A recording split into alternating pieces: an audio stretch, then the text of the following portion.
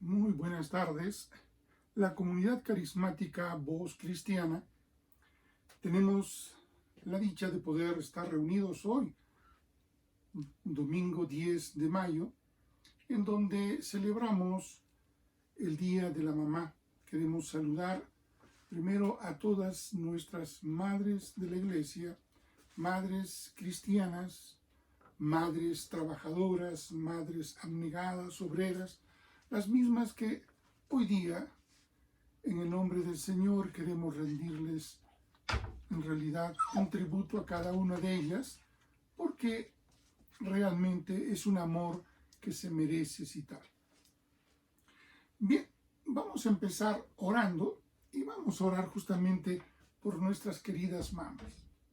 Padre Celestial, amoroso Señor, tú que eres el alfa y eres el omega, tú eres el principio y tú eres el fin.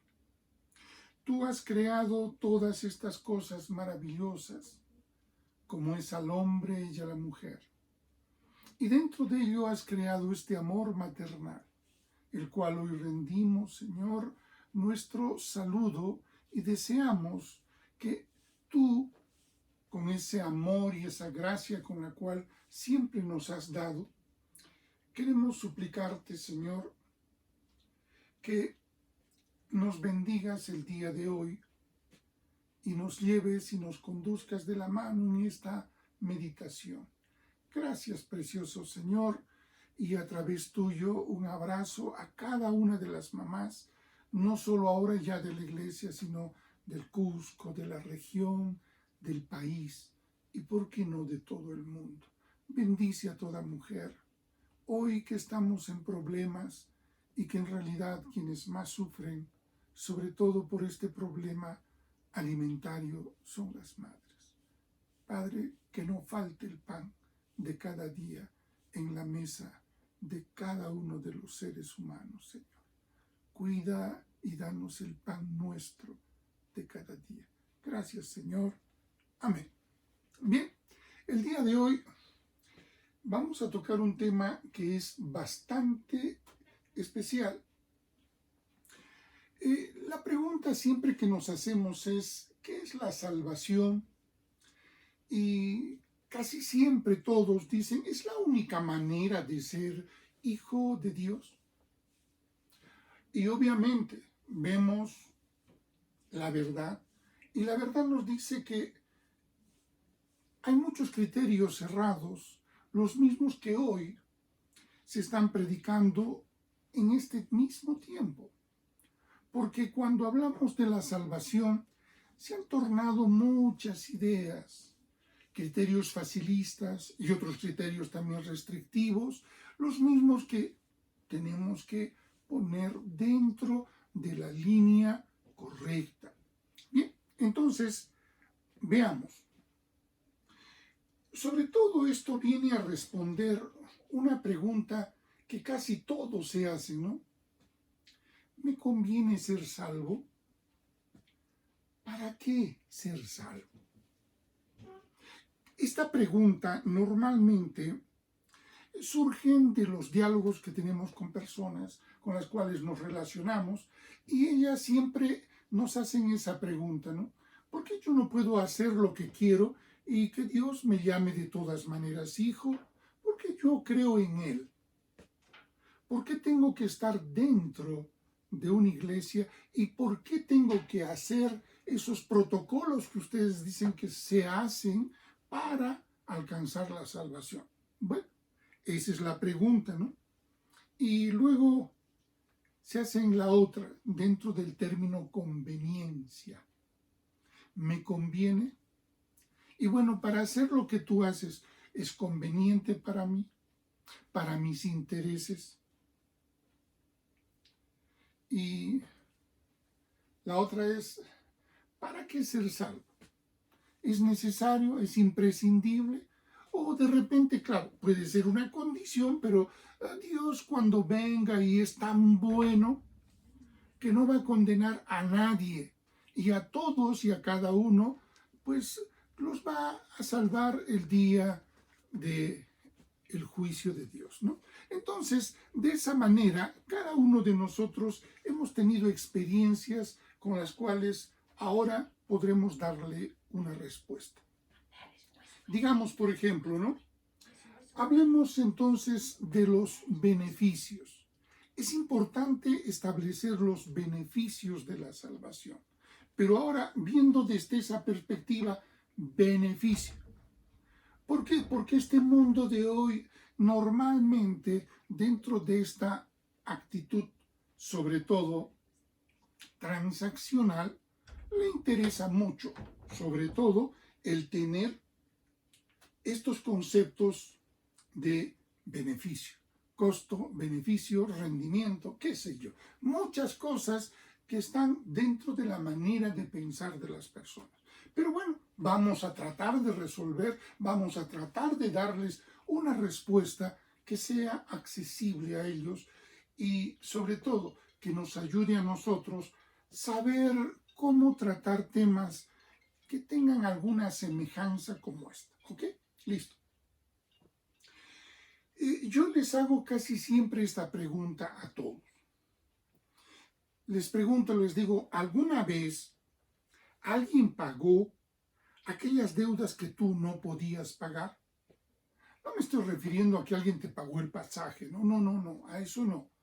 Sino a veces tenemos finanzas y esas finanzas no van bien y ya estoy al borde de declararme en la quiebra, ¿no? Como ahora muchos negocios están al borde de declararse si ya no se han declarado en quiebra.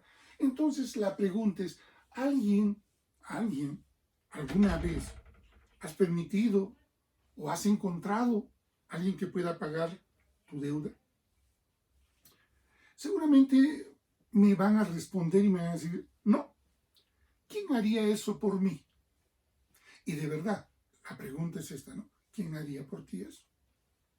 Luego, la única alternativa que podríamos nosotros establecer sería, ¿tienes alguien que en realidad te ame tanto que pueda asumir tus gastos, tus costos, de repente tu mal manejo? Ahí entonces vamos y todo queda dentro de ese contexto, ¿no? ¿Es beneficiosa la salvación? Bueno, alguien me diría, sí, yo tengo a alguien que me ama mucho, mi mamá, hoy que estamos en el Día de la Mamá, o de repente mi papá, porque es el hombre de la plata. Y la pregunta es casi siempre les digo, ¿y alguien más? Piensa si tu deuda es enorme. Papá haciendo toda la suma de lo que tiene, no alcanza. Me dirás el banco y las garantías. Casi siempre entonces cuando tenemos un problema semejante a este, pues vamos a chocar con una realidad. Nadie quiere salir de fiador tuyo. Y si hay alguien que, bueno, quiere comprar o pagar tu deuda, te va a decir, bueno, entonces la empresa es mía o el negocio es mío. En otras palabras, no te lo está pagando, te lo está comprando y seguramente te lo puede comprar a precio de regalo. Dentro de esa perspectiva, porque estamos hablando de conveniencia, estamos hablando de negocio, ¿verdad? Entonces, hay alguien al cual adeudamos de una manera tremenda. Y ese alguien, ¿no? Ese alguien es Dios. Y es que nosotros, por el pecado de Adán y de Eva, hemos recibido en nuestras cargas, en las espaldas, ¿no? Pues una carga muy pesada del precio del pecado y de la muerte. De esta manera, por ejemplo, puedo explicarles en la palabra cuando dice en Romanos capítulo 5, en el verso 12, ¿no? Dice, por tanto, como el pecado entró en el mundo por un hombre, y ese hombre es Adán, y por el pecado también ingresó la muerte, así pues, la muerte pasó a todos los hombres por cuanto todos pecaron. Y casi siempre que les digo este versículo, me dicen, pues, pero yo, ¿qué tengo que ver con Adán? ¿Yo por qué tengo que cargar el costo de Adán? Hace un instante me decías, bueno, si Adán estaba totalmente, pues, endeudado, pues, ¿qué arregle Adán? Y la respuesta es, casi siempre nosotros tenemos esto, ¿no? Si papá se endeuda de algo y a papá le pasa algo, los hijos tenemos que parar y pagar la deuda. El banco nunca pierde, ¿verdad? Entonces, en esta filosofía tan humana, pero que en realidad también así funciona, el contexto de que el pecado en realidad viene a ser como una marca genética que ha entrado a tu cuerpo y a partir de allí, a partir de Adán, no solamente Adán se convirtió en un pecador, sino toda su descendencia. Y entonces, hablando de esa manera, casi siempre les pregunto, muy bien, tú no tienes, según tú, no tienes nada que ver con Adán, pero estás mal, dice que es el primer hombre y la primera mujer, y todos venimos de allí. Bueno, ¿no quieres reconocer esto? Hay algunos que dicen que han nacido, pues, y vienen de una evolución, y ellos no dicen Padre Nuestro, sino y pidiendo el pan de cada día, sino el plátano de cada día, porque su ancestro es un mono. Bueno, cada quien es libre de pensar, por eso lo digo. Y si ellos piensan que vienen por ese lado, pues Padre Mono le dirán, ¿no? Que estás, no creo que esté en los cielos, estás en los suelos, porque vamos a pensar en un gorila, ¿no? Dame el plátano de cada día. Bueno, nosotros oramos a un Dios que sabemos que está en los cielos y que le pedimos ese pan de cada día, ¿verdad? Entonces, yo normalmente les hago esta pregunta, ¿no? Muy bien, Adán para ti no significa nada, pero tú cometes pecados, ¿pecas o no pecas? Y normalmente dicen, no, yo no, a veces, algunas veces, quizás, tal vez, quién sabe, ¿no? Entonces le digo, ya, si no pecas, entonces eres una persona perfecta. Y entonces me dicen, pero ¿por qué tienes que decir de esa manera? Bueno, porque en realidad cada uno de nosotros podemos ver que en este verso de Romanos 5:12, así como en Mateo 19:26, dice, ¿quién pues podrá ser salvo? Y mirándolos Jesús les dijo, para los hombres esto es imposible, mas para Dios todo es posible.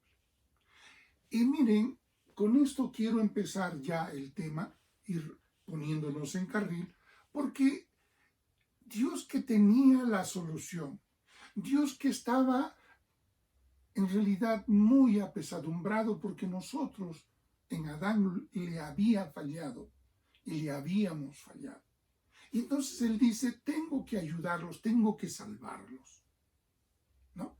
Él sí lo puede hacer. Por eso entonces Él, a través de Marcos 10:27 y Lucas 18:27, nos dice exactamente lo mismo. ¿Quién podrá salvarse a sí mismo? Nadie. Pero Dios sí lo puede salvar. Muy bien, entonces, sigamos, ¿no? Dentro de todo esto que a veces conversamos con personas que no creen, que se aferran a sus ideas particulares, ¿no? Y entonces en Romanos 3:10 dice, como está escrito, no hay justo ni aún uno. O sea, que alguien me venga a decir yo no peco. Y ese es el común denominador. Esa es la marca de Adán. Nosotros somos pecadores porque Adán se contaminó. Claro, alguien me dirá, bueno, y hasta ahora no hemos desarrollado el antígeno del pecado. Creo que todavía no.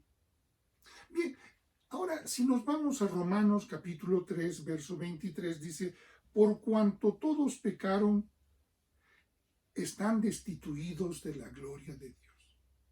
Esto es algo que ya nos está diciendo claramente.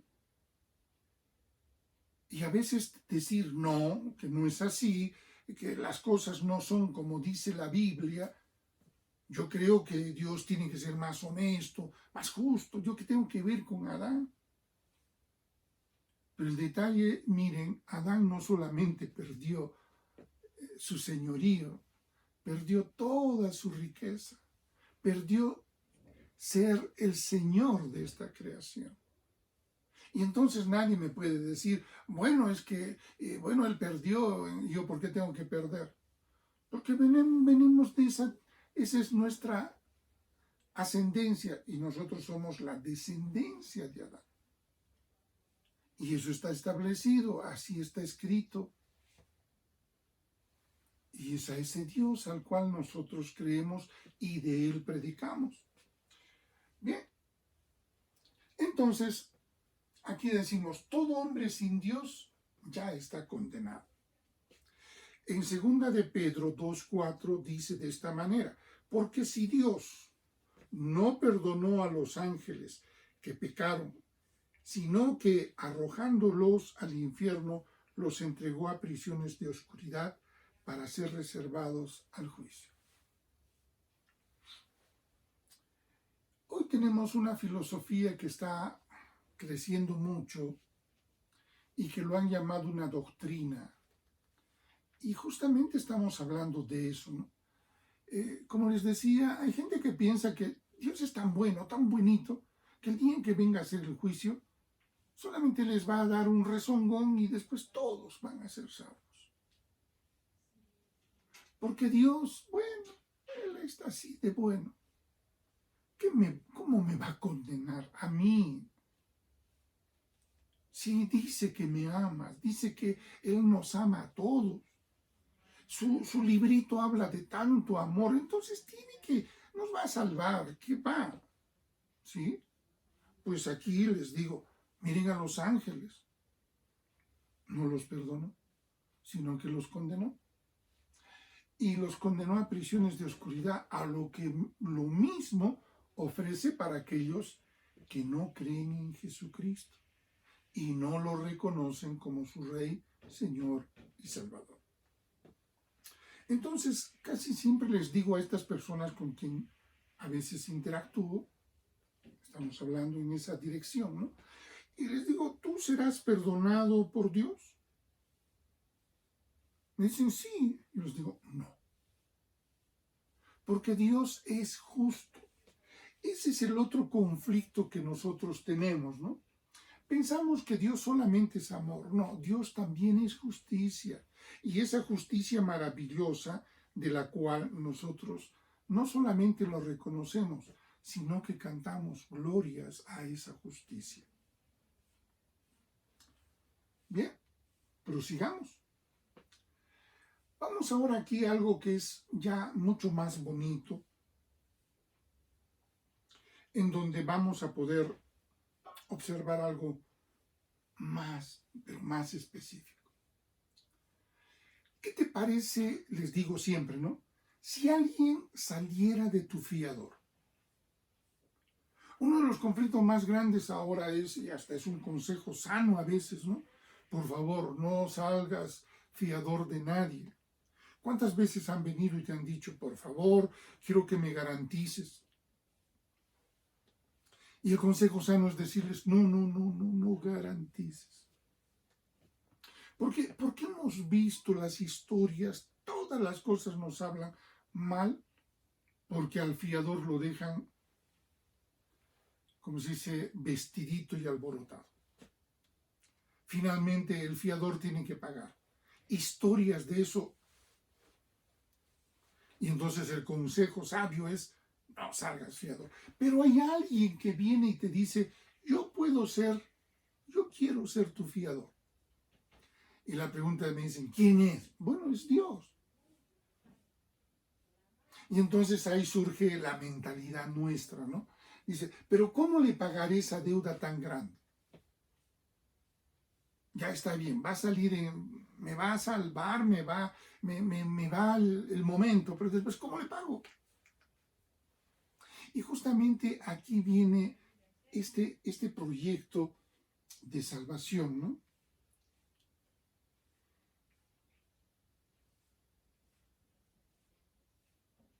Ya, perdona.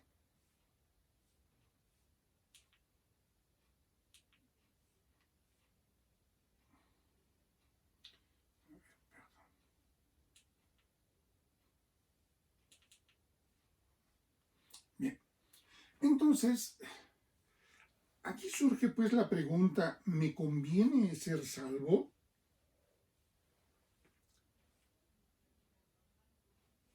Si alguien viene y me quiere auxiliar, pues enhorabuena, ¿no? Yo quiero, en realidad. Y entonces, ¿me conviene ser salvo? ¿Qué gano con ser salvo? Porque claro, alguien diría, la deuda viene porque yo quiero ser salvo. Porque si yo no quiero ser salvo, ¿de qué me preocupo de todo eso? ¿No? Pareciera que es una idea impecable de todo eso, ¿no? Pero, bueno, sigamos. Aquí tenemos a la persona, tenemos Dios que se acerca hacia esa persona y en realidad Dios ha preparado en realidad a través de la gracia que Él derrama a todos los hombres para que nosotros querramos creer en Él. Y entonces esa gracia que derrama tiene un contenido interesantísimo. El contenido es remisión de pecados. O sea, Dios te ofrece el tomar tus pecados, el asumir tu deuda. Y uno dice, claro, Él ha dicho que quiere ser mi fiador. Sí, Él va a ser tu fiador y va a garantizar tu deuda. Entonces, aquí viene la pregunta. ¿Cuál sería la condición de este que se está preguntando? ¿Me conviene ser salvo? Bueno, la condición inmediatamente le avisan y le dicen, ¿sabes qué? Una vez que tengas el fiador, se ejecute la remisión de tus pecados. En otras palabras, si ya está cancelado, si ya se pagó, entonces ya no eres deudor. Por tanto, eres libre de esa deuda. Eres libre ahora sí. Ya no tienes ese peso en las espaldas con los cuales tenías que trabajar y desesperarte, porque si te pones a pensar que hay un Dios que va a juzgar, si hay alguien que te dice antes de nada, yo te dejo con deuda cero, ¿qué dices tú? ¿Qué haces tú? Entonces nosotros tenemos aquí algo importante, ¿no?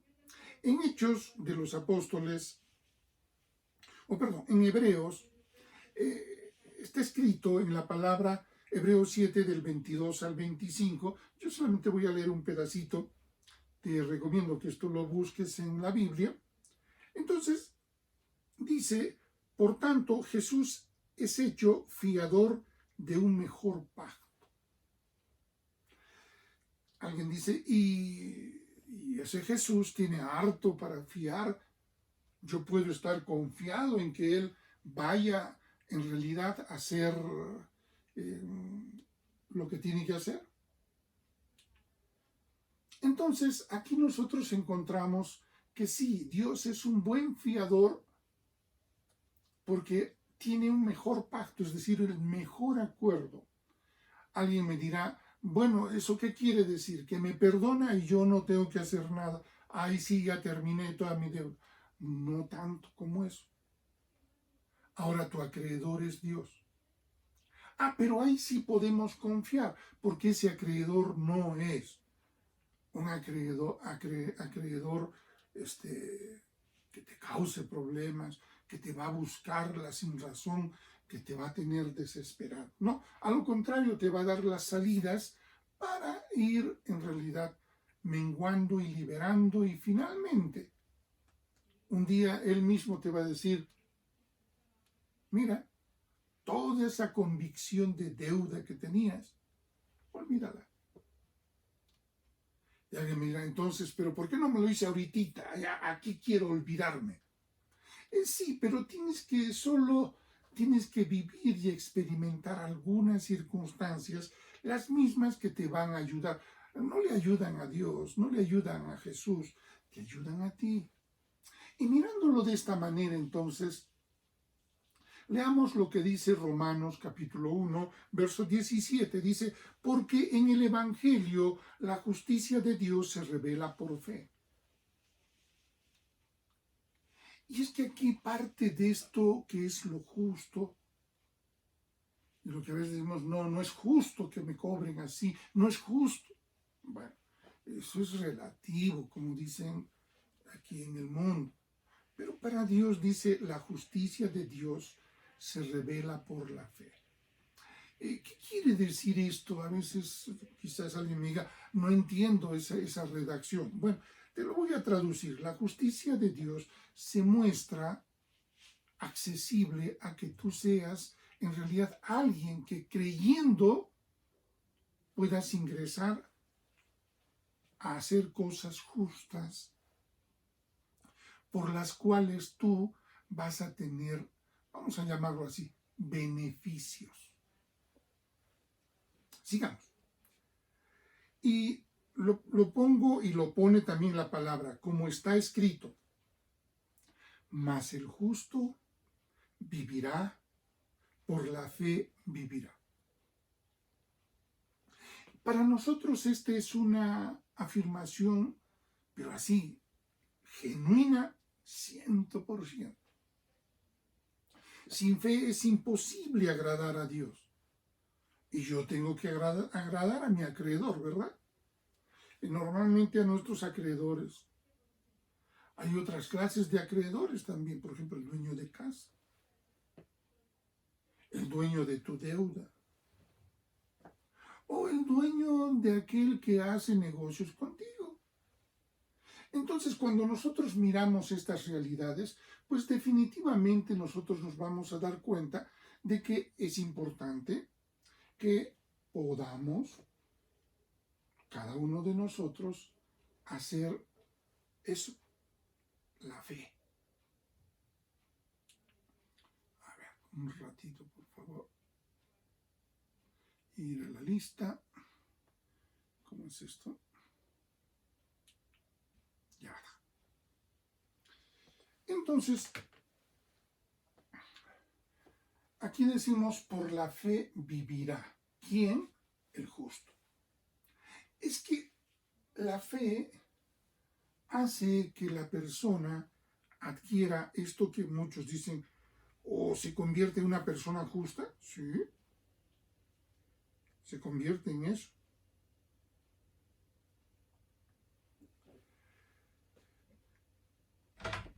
Romanos 1:17 nos habla de una manera muy particular. Dice, porque en el Evangelio de la justicia de Dios se revela por fe y para fe. Como está escrito, mas el justo por la fe vivirá.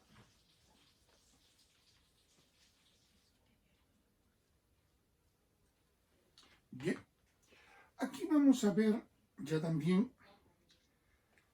qué significa en realidad que todo esto se presente de esta manera.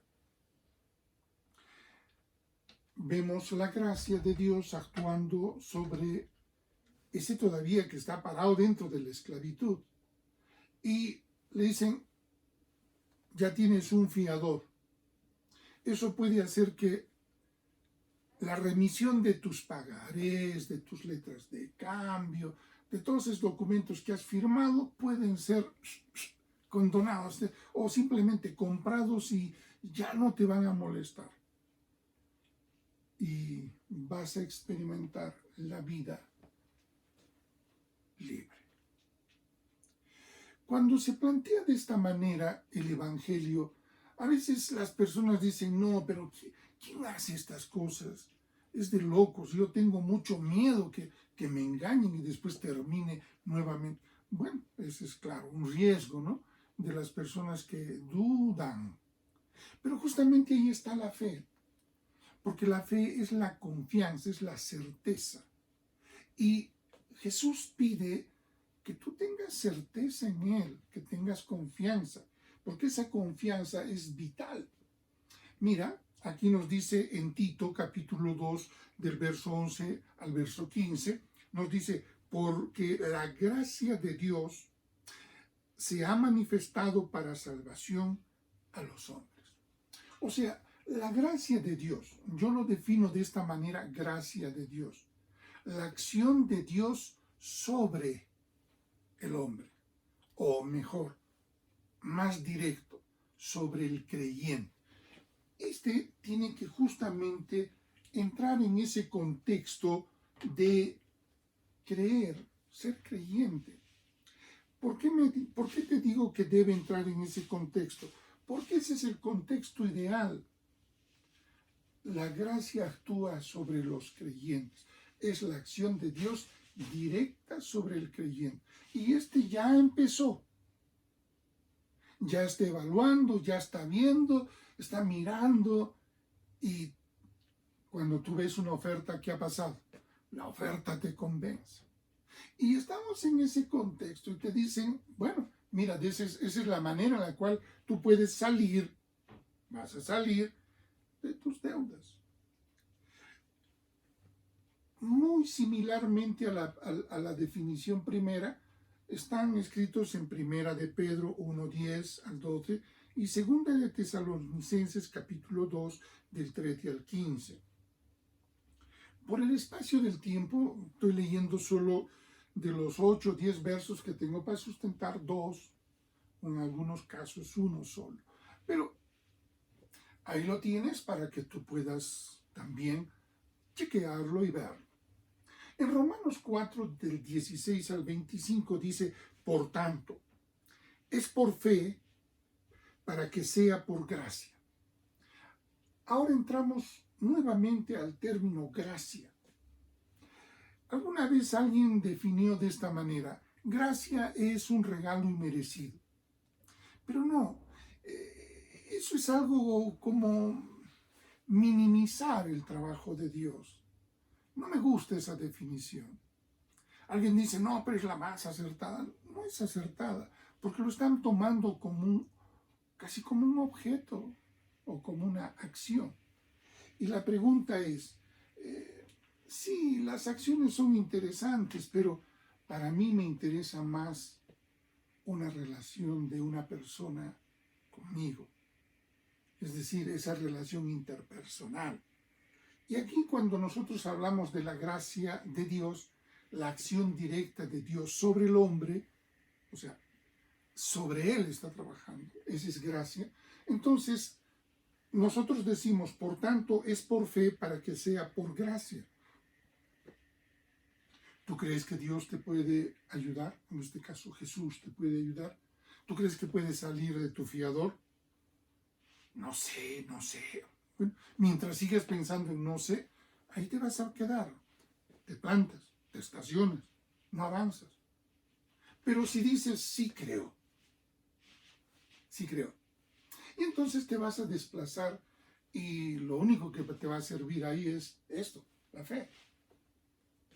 Y entonces es aquí donde nosotros vamos a decir, sí, creo que Él puede hacer porque Él va a trabajar a través de esa gracia en mi favor.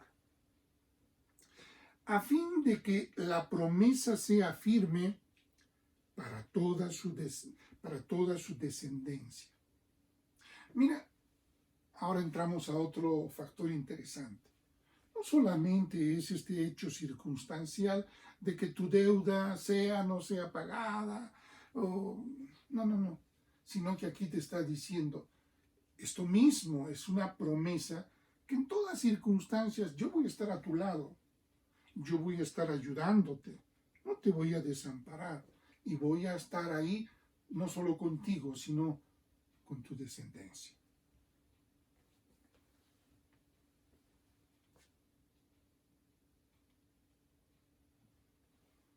Bien,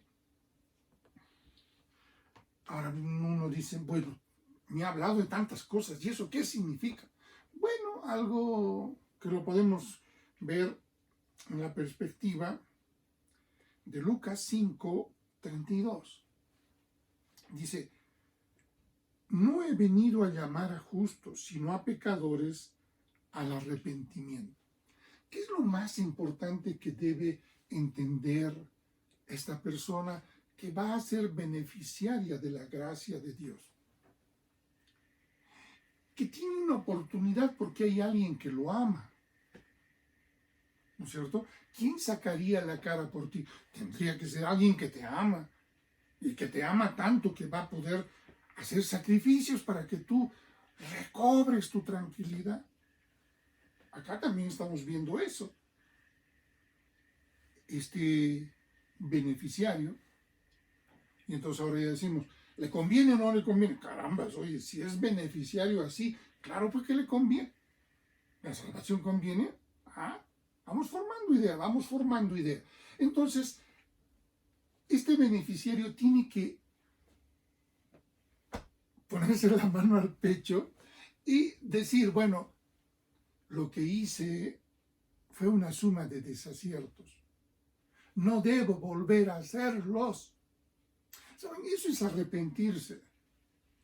Para algunos arrepentirse es decir, ay, perdóname. ¿Qué me importa un perdón? ¿Cuántas veces los perdones salen así, ¿no? Están en una demuna, un varón ha pegado, ha agredido violentamente a una dama y bueno, ahí dice, es que sí estoy arrepentido y quiero que me perdone. Oye, pero no fastidies, estarás arrepentido, pero y esos ojos verdes, esos magullones que tiene esta pobre mujer. Uno dice, no, pues, pero si yo he causado un daño, tengo que minimizar ese daño, tengo que corregirlo. Por ejemplo, eso no creemos que sea arrepentimiento. Hay algunos que se arrepienten y dicen, si en algo te he ofendido, perdóname, ¿ya? No ha dejado su actitud tosuda, terca, orgullosa, y te ha dicho perdón. Ha cumplido con el requisito de decirte perdón. Es bien chistoso, ¿verdad? Y graciosito, yo le llamo. Muy bien, entonces sigamos. En segunda de Pedro nos dice algo. Si ya hemos citado que es menester que este señor entienda y se arrepienta de los errores cometidos, en segunda de Pedro dice, el Señor no retarda su promesa, sino que es paciente, no queriendo que ninguno perezca, sino que todos procedan al arrepentimiento. Uno de los requisitos más importantes para proseguir y avanzar, recuerda, es básicamente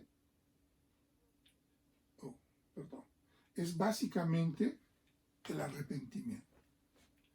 Para entrar en el proceso y en el proyecto de salvación, el arrepentimiento es fundamental. Saber que te equivocaste. Saber que eres pecador. No, yo no peco. Bueno, alguna vez he pecado, pero no, yo no peco todos los días. ¿Sí? Ay, cada vez que pensamos mal de alguien ya estamos pecando.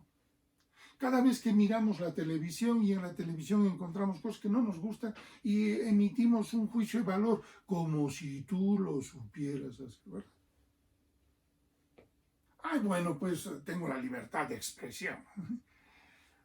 Hemos inventado una serie de cosas justamente para no arrepentirnos.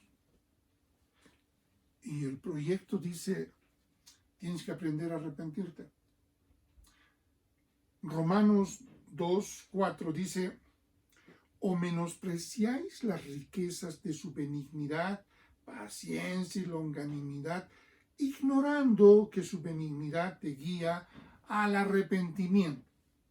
A veces no entendemos, dice, benignidad, paciencia y longanimidad. Y a veces parece que todo es igual.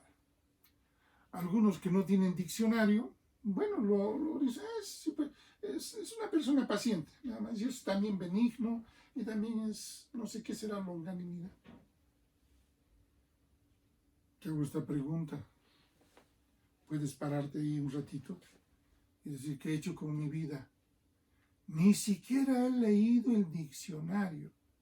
No me he cultivado porque es menester si tienes hijos o si eres hijo y no tienes castellano y piensas que hablar se habla como en la calle.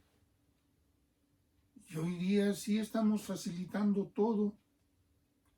La Real Academia, que antes nos obligaba ciertas normas con las cuales hablábamos de la acentuación, hablábamos de cómo coordinar las palabras, hablábamos la rima, ¿no?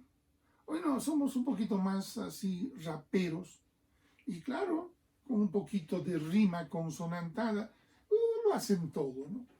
Y dicen cosas que a veces sí son interesantes y en otras son curiosas, sobre todo los que fuerzan mucho, ¿no? Bien, vamos, dice, aquí te pide arrepentimiento, arrepentimiento, arrepentimiento. Y uno dice, ¿por qué pide tanto arrepentimiento? Porque uno de los mejores, te diría, terapias, ¿no? Es de que puedas tú analizar lo que haces y al hacerlo te des cuenta de tus errores. El éxito no es que de frente vas a ir perfectamente y ya llegas al éxito. No.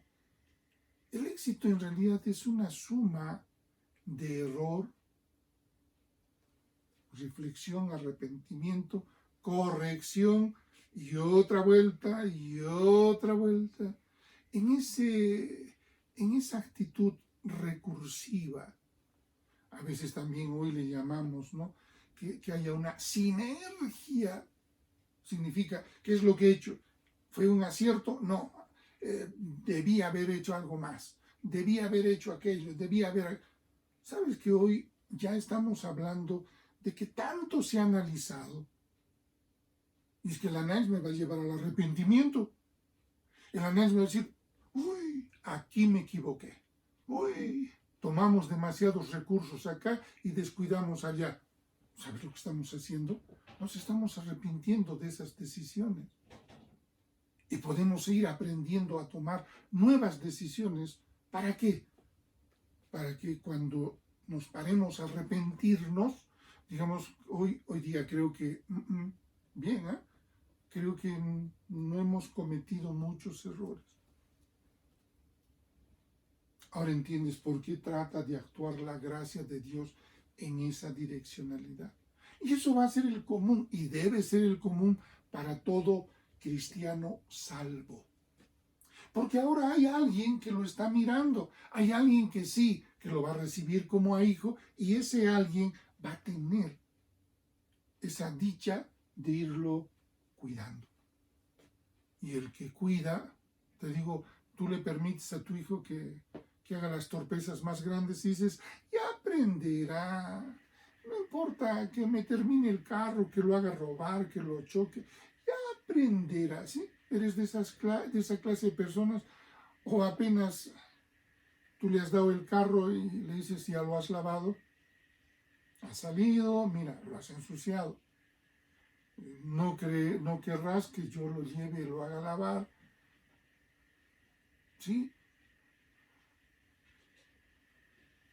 ¿Te das cuenta? Muchos no piensan en educarse ni educar a los demás. Ese es nuestro problema. Pero ese Dios de gracia, ese sí quiere educarnos, sí quiere disciplinarnos. Muy bien, pero entonces ahora entramos a algo interesante. El amigo ya no está aquí, el amigo ya se desplazó, ya tomó su decisión. Y para tomar su decisión, él ha tomado justamente el concepto primero de Romanos capítulo 10, verso 9 y verso 10. Ese versículo es genial. Dice así, esta es la palabra de fe que predicamos. Y mira, es lo que yo predico también. que si confesares con tu boca que Jesús es el Señor. ¿Qué cosa es Jesús? Es el Señor. Para yo ser salvo tengo que aceptar que Él ahora es mi jefe. Yo no soy el que, carambas, yo soy libre, no quiero jefes, no quiero rendir cuentas a nadie. ¿En qué planeta vives? Y es que hoy la criollada es eso, no rindo cuenta a nadie. Nadie tiene derecho a pedirme cuentas. Y se han dado cuenta que eso es lo que está ahí molestando el desarrollo nacional. Bueno, sigamos. Y creyeres en tu corazón que Dios le levantó de los muertos. Esta es parte de nuestra doctrina. Nosotros creemos en que Jesús no se quedó en una tumba. Ay de nosotros si realmente encontráramos la tumba de Jesús y Jesús no se hubiera levantado. ¿Te has dado cuenta que lo han buscado por todo sitio? Nos han dado noticias, acá está el cuerpo de Jesús. No han podido demostrar. Porque no se olviden, hacer arqueología tampoco es un chiste. Como hicieron la arqueología para demostrar la evolución, ¿se acuerdan? Con los hombres de Cromañón, con el hombre de Neandertal. Hicieron unos bocetos de esos hombres. Aquí hay un dato curioso. ¿Sabes que para poder dibujar al Neandertal utilizaron 6 centímetros cuadrados de acá de una quijada, de una mandíbula? Con eso se imaginaron todo el cuerpo. Todo para forzar el tema de la evolución. Pero hoy no pueden aceptar que no hay evolución. Alguien me dice, no, pero ahí está. No hay evolución. Lo que hay son acondicionamientos, más acondicionamientos. Los virus se acondicionan, no evolucionan. No es que ya era un virus chiquitito, ahora es un virus grande. No. Y eso tenemos que aprender a leer, estudiar. Y claro, como hoy todo el mundo habla.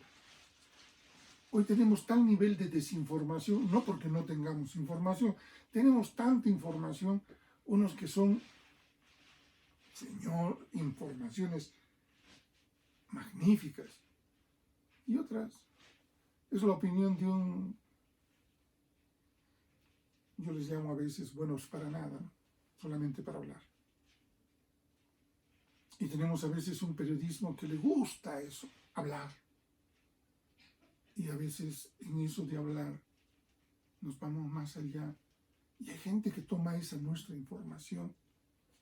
Aquí yo también cuido esa información. Y está ahí documentado. No me salgo del contexto bíblico. Estoy metido dentro de todo esto. Entonces, para nosotros la parte doctrinal está en la segunda parte de este verso, en este caso el verso 10, que si nosotros declaramos que Dios lo levantó a Jesús de entre los muertos, porque ese es el principio de nuestra fe. En 1 Corintios decimos, wow, todos tendrían que decirnos pobrecitos estos locos, si esto no fuera verdad. Han tratado de desbaratar todo esto, pero hay más noticias de que 500, 1000 y más personas dieron testimonio de haberlo visto a Jesús nuevamente caminando. Y saben, para desacreditarlo, ahí vinieron pues estas historias de que María Magdalena, como Jesús estaba vivo, lo habían bajado vivo de la cruz, se lo llevó y se fueron hacia la zona de Italia y ahí vivieron, tuvieron una generación de hijos de Jesús. ¿Qué pruebas hay? Y claro, ahí está, es un documento de Leonardo da Vinci, el código da Vinci. Pobre Da Vinci, si se levantara de la tumba diría, oiga, ¿por qué me endilgan todas esas tonterías? ¿Cuándo yo he escrito eso? Entonces, miren, nuestra fe está justamente fundamentada en este verso 10. Y eso es lo que nosotros creemos. Eso me ha dado la condición de ser hijo de Dios. Porque yo creo que Jesús no pudo ser contenido en una tumba. La tumba no lo pudo retener. Y venció a la muerte, así como también venció al pecado. Y gracias a haber vencido eso, nos da ahora la oferta de poder nosotros también salir, como Él salió, libre de toda deuda. Porque Él te dice, mira, yo ya tomé tu deuda, yo ya cancelé tu deuda. ¿Lo aceptas? ¿Conviene? Ajá, ¿ya te das cuenta? ¿Conviene? Sí, porque yo no podría pagar. Tú, menos. Nadie podría pagar. Pero yo ahora lo tengo cancelado. ¿Por qué? Porque mi Dios, mi Señor, a ese que lo he declarado con Romanos 10, 9, 10, Él justamente ya pagó el precio de mi pecado, pasado, presente y futuro. Bueno, pero vamos caminando paso a paso. Cuando hablamos nosotros de que ya aquí has hecho la declaración y te has desplazado aquí. Muy bien, entonces ahora la gracia de Dios tiene que actuar sobre esta persona, que ahora ya le llamamos renacido y también lo podemos llamar creyente. ¿Por qué? Porque ha hecho esta declaración. Pero esa declaración no solamente es de hablar, como algunos tienen por costumbre. Repite estas palabras mágicas. No, no, no, no. Cuando yo hago una declaración, ¿qué es para ti una declaración jurada? Vas a hablar la verdad, lo vas a poner por escrito. Y aunque de repente todavía no tienes todas las pruebas para el rato en que te pidan, tú vas a documentar esa declaración, ¿verdad? ¿Cómo son tus declaraciones a la SUNAT? Yo creo que no he ganado mucho. Entonces voy a hacer solamente así. O tienes que tus facturitas, todo lo que ha ingresado en caja contra lo que ha salido de caja. Y ahí empezamos a ir viendo cuánto se te ha retenido en ti. Muy bien. Entonces, ¿cuál es tu monto imponible de impuestos? Empieza a salir, ¿verdad? Declaraciones. Y esta es si aquel que declara que Jesús es su Señor, estamos hablando de una declaración de algo cierto, de algo fideligno, no de que, bueno, creo que sí es mi jefe, pero le hago caso el rato que me parece. ¿Estaría bien esa declaración de que Él es mi Rey y mi Señor? Ese es el conflicto de hoy. ¿O creen que solamente hablar vale? Y no. Recuerden, el hablar, yo diría, hasta los loritos lo hacen, ¿verdad? Enséñale a hablar a un loro, va a repetir un montón de cosas. ¿Sabe lo que está diciendo? Eso mismo lo aplico aquí. No, una declaración es algo fideligno, algo que realmente es cierto. Veamos Juan 11, del 25 al 27. Dice, le dijo Jesús, yo soy la resurrección y la vida. Ahora entiendes por qué él dice, soy la resurrección. Porque él resucitó. Y al resucitar nos dio vida. El que cree en mí, aunque esté muerto, vivirá. Eso suena medio raro, ¿verdad? ¿Cómo un muerto puede vivir? Y todo aquel que vive y cree en mí no morirá eternamente. Uno de los detalles que no cree, sobre todo este sistema, este mundo, no lo cree, es que hay una vida posterior. Sé que eso es tema filosófico, alguien me dirá. No, te hago esta pregunta. ¿Crees que nuestra vida sería tan superflua de vivir 50, 70, 90 años y ya? Ahí nomás. Entonces, ¿para qué guardamos todos los principios, conceptos? Deberíamos ser igual que los animalitos, ¿verdad? Comamos, vivamos, bebamos, porque no hay nada después de la muerte, ¿sí? ¿Cuántos creen de esa manera y es lo que hacen? Aquellos que sobre todo juegan tanto a ser varón de muchas damas y que dejan sembrados hijos por todo lugar y que nunca se hacen responsables de ellos. Y aunque esto nos parezca raro, amados, amigos, mira la realidad de nuestro país.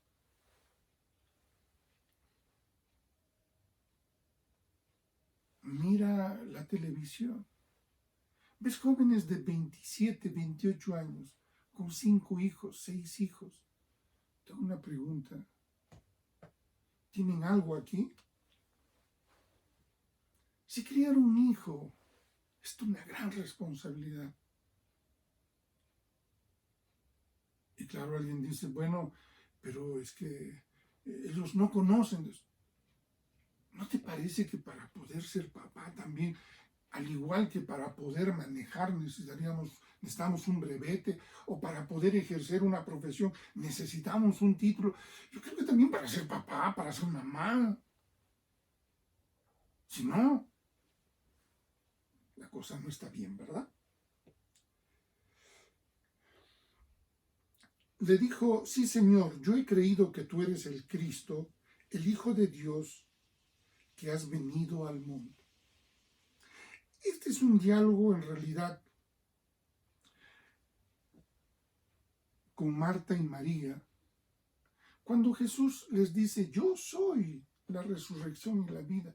Me he demorado más de lo debido para venir porque yo quiero que ustedes entiendan, y a partir de aquí quiero que todos puedan comprender que para el hombre muchas cosas pueden ser difíciles o hasta imposibles, pero para Dios no hay nada imposible. Y este es un principio. Yo aquí, al decir que es un renacido, lo que estoy diciendo es de que ahora ya no es una persona común y normal. Ahora ya es un hijo de Dios. Juan 1:12. Porque todo aquel que en él ha creído, Dios le ha dado la potestad de ser hecho hijo. Verso 13 dice, y él no ha nacido de lo que ha querido, nada más. Él tuvo unos padres naturales, pero ahora tiene un padre espiritual, un padre que lo ha engendrado espiritualmente. Y uno dice, ¿cómo es eso de engendrar espiritualmente? Léelo, investiga. Para muchos creen que esto no es verdad, pero les hago esta pregunta, ¿qué pasaría si es verdad? ¿Verdad? Entonces, bueno, sigamos. Y aquí viene, ya está en esta posición, y nosotros tenemos la promesa. Jesús les dice a sus discípulos, es necesario de que yo me vaya, y eso es bien conveniente, porque el día en que yo me vaya, les voy a enviar el Espíritu. En este caso, el Espíritu Santo. Y Él los va a guiar a toda verdad. Entonces, miren, dentro del proceso de la salvación, lo primero es, ha habido una remisión de pecados. Eso quiere decir, todas tus deudas, alguien ha venido y lo ha cancelado. Este es un problema legal nada más. ¿Ok? Alguien que dice, ¿cuánto debe? Tanto. Muy bien, acá está el cheque. Ahora, devuélvame todos los papeles de la deuda. Ahora, pata, ya eres libre. Pero eso es solamente una circunstancia. Ahora, no solamente es eso. Estamos hablando de lo que conviene o no conviene. ¿Por qué conviene? Porque no solamente es que van a pagar tu deuda, sino que aquí hay algo mucho más. En esto que es mucho más, vamos a ver la gracia de Dios ahora está permitiendo que el Espíritu descienda sobre el creyente. ¿Por qué puede descender sobre el creyente?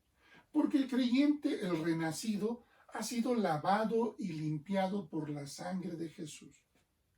No solamente era la deuda, sino los pecados. Entonces ahora el pecado ya no está en él activo. La muerte tampoco está en él activo. No, pero sí se puede morir, sí. Pero se va a morir, ¿qué cosa? La parte esta, la visible. Por eso la palabra dice que no se preocupen. Eso puede haber fallecido, pero vida vas a tenerla. Y justamente el ser renacido nos habla de tener vida y vida en abundancia. Veamos un poquito allá, Efesios 4, del verso 30 al 32. Aquí hace una advertencia. El Espíritu está viniendo sobre este creyente. Aquí no estamos hablando de 10 años, 5 años, no. Aquí ha estado hace solamente 1 minuto o 30 segundos.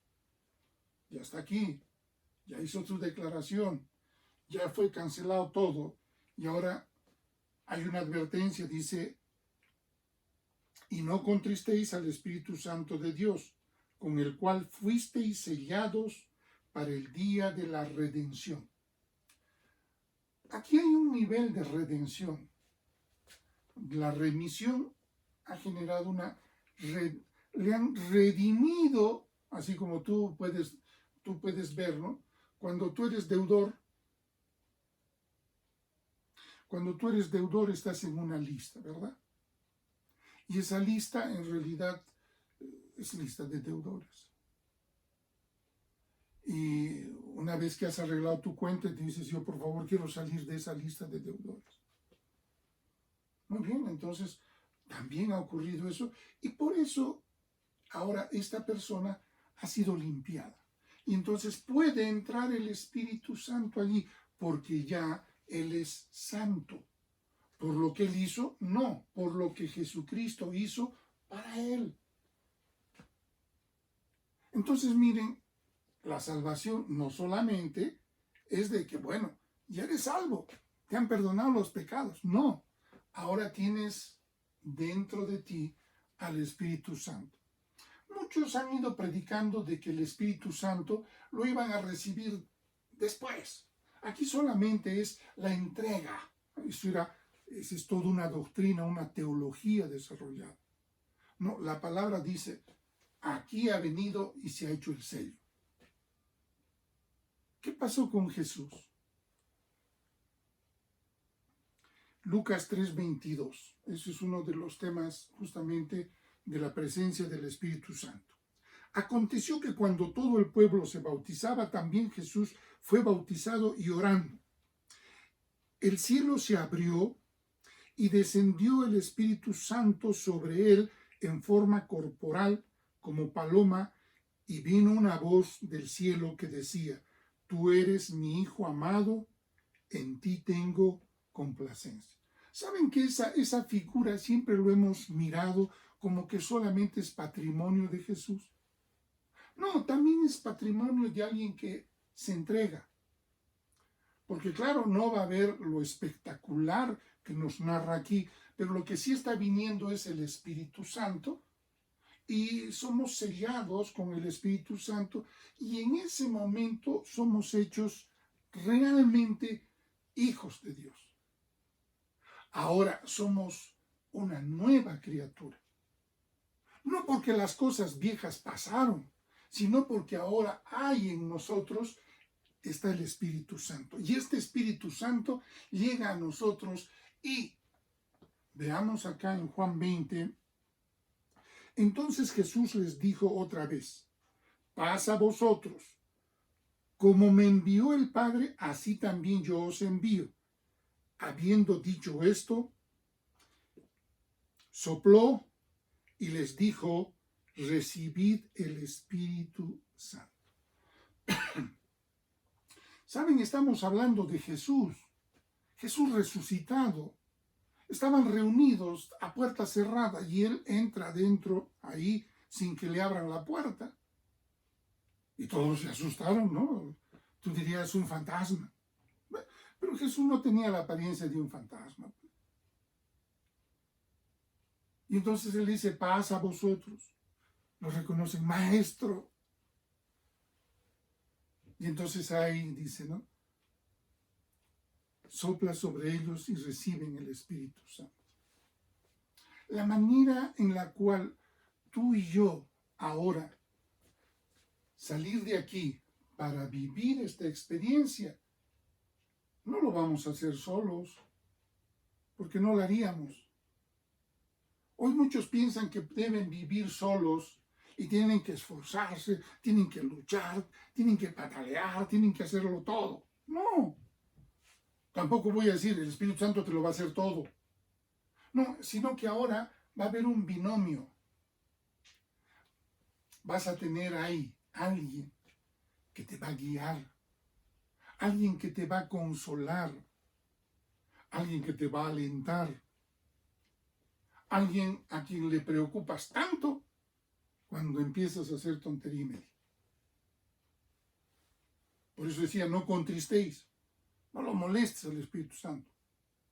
Entonces, el Espíritu Santo para nosotros, cuando viene en Jesús, es el modelo. Nos está diciendo, si Jesús es nuestro modelo, si Jesús es el Evangelio, te hago la pregunta, ¿la salvación no tendrá que ver también con esa manera de bautizarse de Jesús? ¿O tengo que entender? No hay algunas cosas que Jesús ha hecho en tipo ritual nada más, y las otras sí, esas tengo que hacer, imitarlas y vivir en esa guianza de la cual Jesús nos ha dado. No, aquí también estaba inmerso.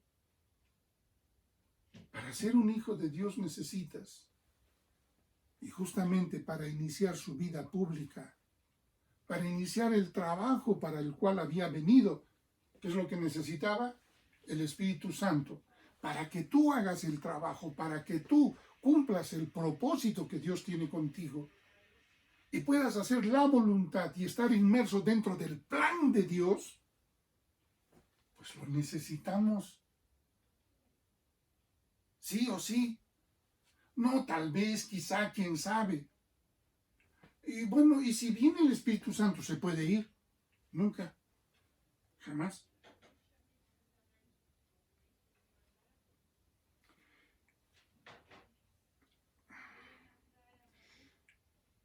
A ver, vamos acá.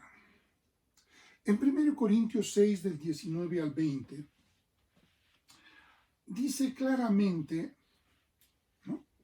¿O ignoráis que vuestro cuerpo es el templo del Espíritu Santo? Ahora, ahí adentro, como si fuera un templo, ¿quién vive? El Espíritu Santo. ¿Ok? ¿Está claro? Y luego dice, el cual está en vosotros. ¿Más claro? En el agua. El cual tenéis de Dios y que no sois vuestros. Ahora que Él está aquí, ya, si sigo insistiendo en que yo me pertenezco a mí mismo y Dios tiene que ayudarme a hacer mis proyectos y que yo tengo que ser exitoso de la manera que he pensado, que he soñado, que he anhelado, estoy equivocándome, no está bien. Bien, entonces, este es el camino que empieza a ocurrir este hecho. El Espíritu Santo está viniendo sobre este nuevo creyente. Bien, ahora aquí ya llegamos, ya el Espíritu Santo se ha instalado, ya está en el creyente. Ok, entonces ahora vamos. Juan 16, 12, aquí este verso, Juan 16, 12 hasta el 15. Aún tengo muchas cosas que deciros, eso dijo Jesús antes de ir hacia la cruz y morir y luego resucitar. pero ahora no las podéis sobrellevar. Es como cuando tú le dices a un chiquito, ¿no? Mira, este saco lo puede transportar un estibador, pero tú no lo puedes llevar porque, mira, esto pesa tan igual que tú. Y hay estibadores que deberíamos, de acuerdo a la norma, solamente cargarlos con 50 kilos, pero no, ellos le echan 100, 120. Es por eso que el final de estos caballeros, de estos trabajadores, es bien duro, porque tienen aplanaciones de sus vértebras, enfermedades óseas de otras dimensiones. Todo porque por el exceso de peso. Y aquí está diciendo, no les puedo hablar de esto porque no pueden sobrellevar, no pueden entender. Estaría hablando algo que ustedes no van a poder comprender. Pero cuando venga el Espíritu de verdad, ¿ok? Él los guiará a toda verdad, porque no hablará por su propia cuenta, sino que hablará todo lo que oyere y os hará saber las cosas que han de venir. Miren, por ejemplo, es algo interesantísimo. ¿No te gustaría saber qué es lo que te va a ocurrir antes que ocurra? Ahora no estoy hablando de adivinación, estoy hablando de algo que aquí dice. Y uno dice, pero ¿cómo te va a decir el Espíritu Santo? Oye, no hagas eso, no te va a ir bien. No te está diciendo, oye, si sigues por ese camino te vas a romper la crisma, cuidado. Es alguien que guía, ¿verdad?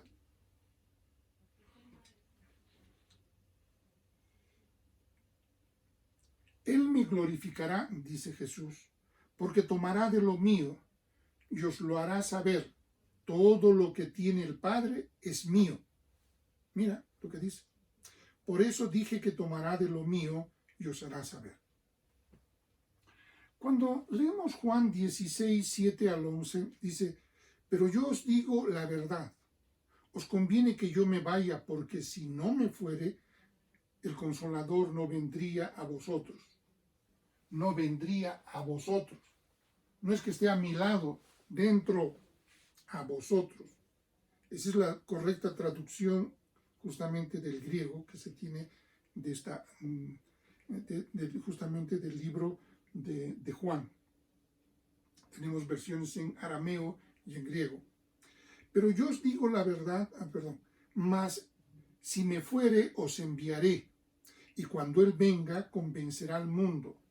¿De qué te va a convencer el Espíritu Santo? De pecado. Te digo, soy una persona que lindo en los niveles de terquedad. Y sé que de repente hago sufrir a muchas personas por mis niveles de terquedad. Pero doy gracias a Dios de tener al Espíritu Santo, que es el que me saca de mi modo terco y me pone al modo reflexivo. Quien lo hace, el Espíritu Santo. Y yo también he decidido que muchas veces antes utilizaba toda la elocuencia posible para convencer a alguien. Y siempre me iba con los crespos hechos. Había utilizado mis mejores técnicas y nada. Pero ¿quién te convence? El Espíritu Santo. He tenido mejores resultados, mejores respuestas cuando he confiado en Él y le he pedido que Él convenza a ese otro terco igual que yo. Y eso camina mejor. También dice, convencerá al mundo de pecado, de justicia y de juicio. De pecado por cuanto no creen en mí. Tengo una pregunta. ¿Cuántos creen en Jesús? Ahora con el COVID, por ejemplo, alguien diría, pero ¿y dónde está Jesús? ¿Por qué no viene y lo resuelve? Porque recuerda, Él no está. Nos ha dejado al Espíritu Santo.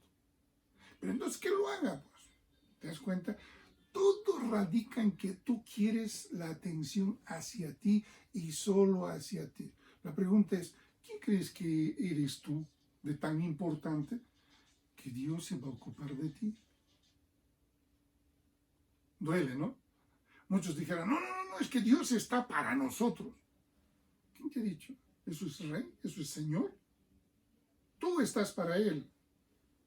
Tú estás para servirle. No Él te tiene que servir. Si Él extiende su gracia y su misericordia, agradécele. Pero que le pidas que Él haga lo que tú quieres, entonces le estás pidiendo que haga tu voluntad. Y la tarea no es que Él haga nuestra voluntad, sino que nosotros hagamos su voluntad. Esa es la tarea. Muy bien, aquí nosotros encontramos, expliquémoslo, ¿no? El Espíritu Santo, que es un don de Dios, ha venido, ya está dentro del creyente. Nadie es creyente si no tiene al Espíritu Santo. Alguien me dice, no, pero yo soy un creyente que todavía estoy a la espera de que venga el creyente. Entonces, eres un simpatizante. Eres como alguna vez mi amado hermano Raúl decía, wow, ese es mi primo. Todavía no es mi hermano, pero ahorita va a ser mi hermano. Pero ahorita todavía es mi primo. Bueno, está dentro de las cercanías, acepta, quiere. Pero mientras no tenga el Espíritu Santo, tengo que decirlo de una manera contundente, no es creyente todavía. Es por eso que esas personas pueden salir de la iglesia, a veces volver, salir, volver. Los populares cristianos saltamontes, ¿no? Hacen todo un circuito, después regresan y continúan, se van y regresan. Y alguien me dice, ¿pero eso qué tiene que ver con esto? Bueno, te hablo de un poco de Judas. Dice, estaba con nosotros, participaba con nosotros, vivía con nosotros, pero no era de nosotros. ¿Por qué? Porque no estuvo el día en el cual todos los discípulos, los 11, recibieron el Espíritu Santo. Para ese momento ya Judas estaba muerto, se había suicidado. Muy bien, ¿qué pasa una vez que el Espíritu Santo está con nosotros? Somos justificados, somos redimidos y somos santificados. Estos tres términos son riquísimos. Ahí tienen, por favor, los versos con los cuales les pido que le den una revisión. El tiempo me está ganando. Y entonces, miren, aquí en Romanos 5, del 8 al 11, nos habla de que somos justificados. Hay alrededor de 26 versos en donde nos habla de la justificación.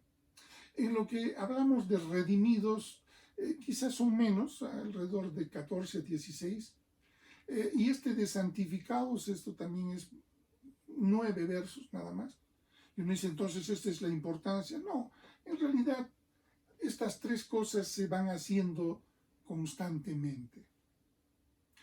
¿Somos justificados? Sí, porque de repente puedo hacer algo, me tropiezo, me doy con el martillo en el dedo y antes de decir gloria a Dios me sale una lisura, ¿verdad?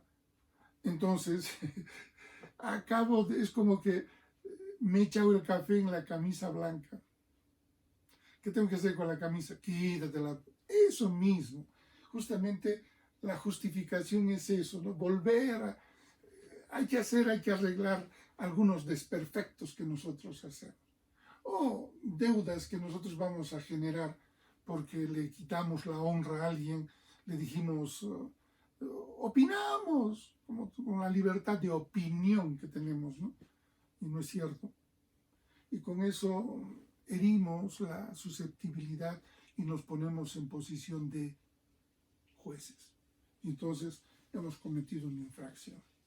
Muy bien, entonces este proceso es un proceso sinérgico, constante, que empieza incluso después de que estemos en el milenio, vamos a seguir todavía con ese proceso, porque cada vez iremos sacando más y más de aquello que no necesitamos llevar.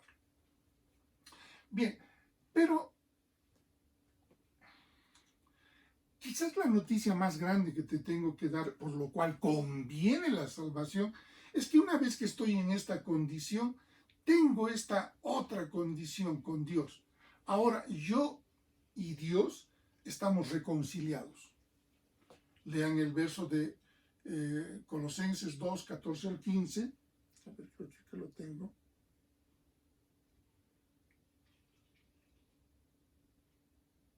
Acá está.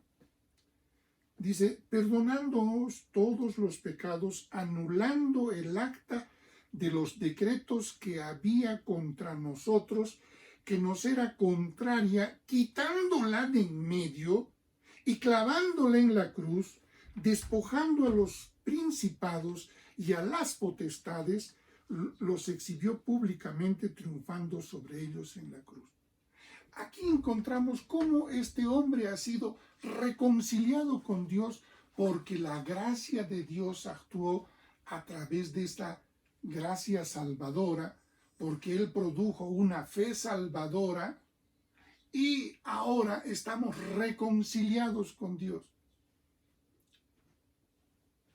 Ya sabemos que somos templo, sé que estoy reconciliado, sé que soy hijo, y todas estas cosas entonces nos lleva a lo siguiente. Aquí nosotros encontramos esta acción constante de la justificación, la santificación y la redención, ¿no? Y que el centro de todo esto es el hombre, es el creyente. Esta acción directa de la gracia de Dios no va a ser solamente una vez, no es una vez y todo ya está hecho, no, va a ser cada día, de gloria en gloria, de victoria en victoria. Colosenses 2:14, perdonándonos todos los pecados, anulando el acta de los decretos que había contra nosotros. Habían resoluciones, habían dictámenes, habían sanciones, habían juicios, sentencias. Ahora, nada de eso ya hay. ¿Por qué? Porque todas ellas eran contrarias. Ahora hemos sido completamente redimidos, santificados y justificados para Dios. Bien, hasta aquí los beneficios de la salvación. ¿Son buenos? ¿Qué dirías tú? ¿Te está pidiendo Dios algo? ¿O puedes entender que te está dándote todo solamente con que tú lo aceptes? Quizás puedas creer que hay alguna otra manera con la cual tú puedas hacer y alcanzar lo mismo en todo esto. No, no hay otra. Es la única. Porque no hay, eso no existe. Es imposible. El único camino que hay entre tú y Dios es Jesucristo. O sea, es esta salvación. Yo soy el camino, la verdad y la vida. Lo dijo. Pero aquí viene lo mejor. Si salvos somos, estamos capacitados para producir fruto. Tú me dirás, ¿cómo producir fruto? Bueno, siempre la palabra ha utilizado analogías con las cuales se han hecho, ¿no? Y yo quiero mostrarte en el modelo anterior, aquí, ¿no? En cada uno de estos colores que se han ido formando, excepto en la parte central, pongo 1, 2, 3, 4, 5, 6 y en la parte central 7, 8 y 9. Muy bien. Cada uno de esos numeritos representan esto, que son los 9 frutos del Espíritu. Amor, gozo y paz. En realidad estos 3 primeros pertenecen al ámbito natural. Para poder vivir la parte externa, la parte natural, necesitamos mucho amor. ¿Qué es lo que nos recomienda Jesús? Ámense unos a otros.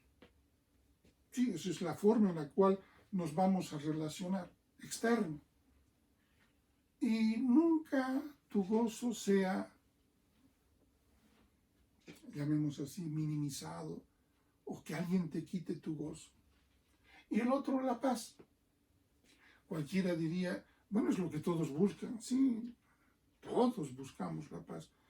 Y Jesús un día les dijo a sus discípulos, la paz os doy, y mi paz no es como la paz de este mundo.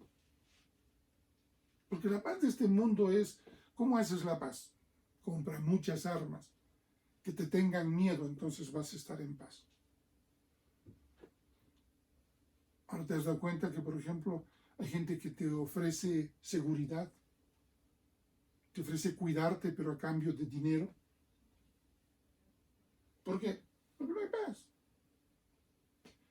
Luego vienen los otros, naranja, verde y violeta.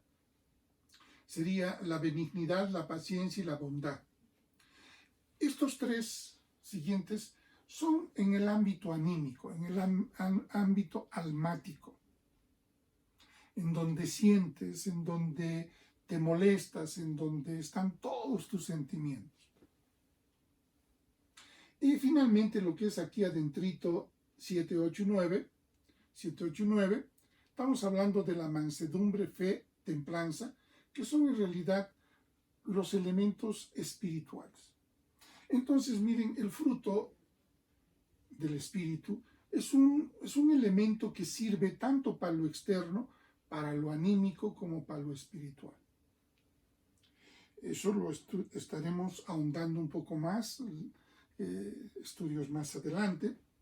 Y ya vamos terminando. Saquemos conclusiones. ¿Me conviene ser salvo?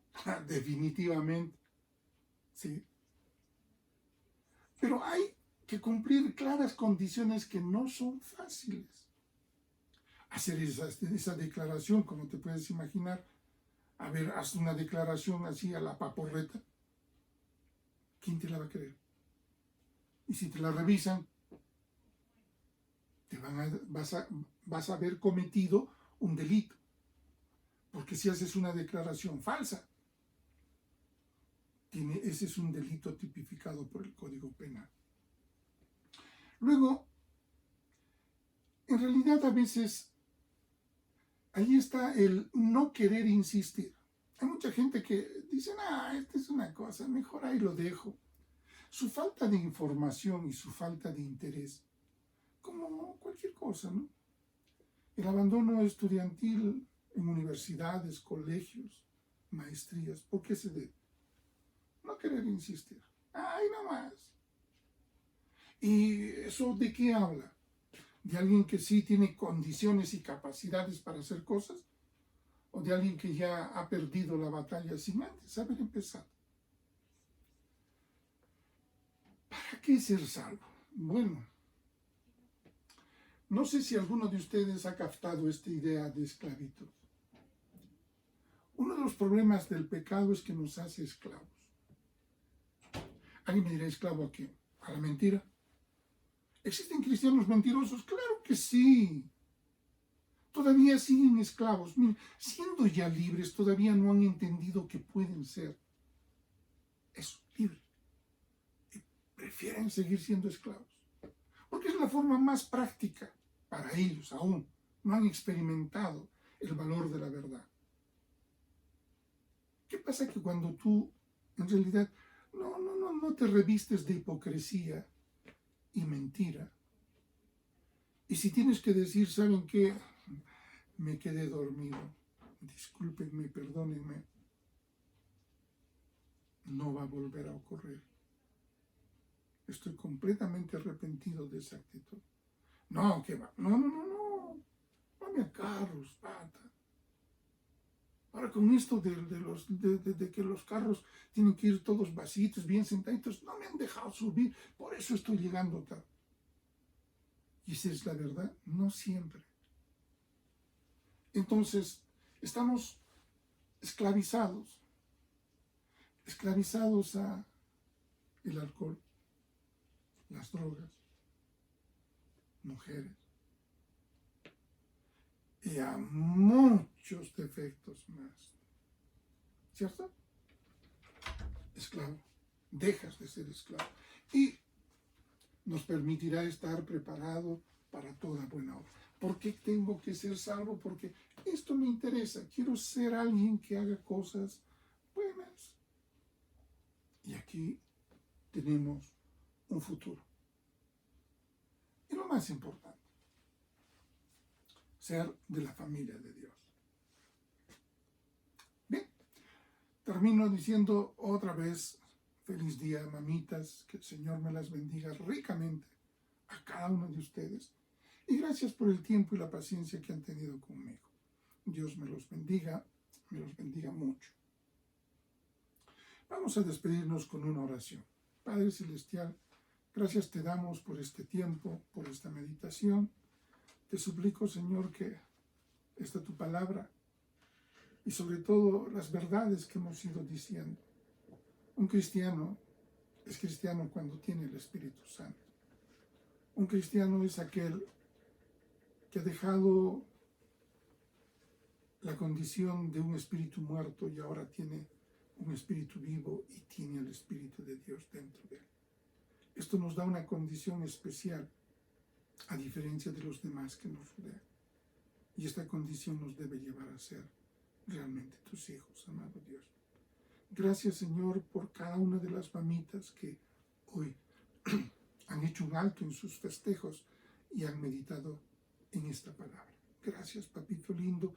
Bendícelas una vez más a cada una de ellas y, Señor, a través tuyo, que ese amor que tenemos, la familia pastoral, por cada una de las mamitas y por cada una de las familias, lo perciban y lo reciban en tu santo nombre.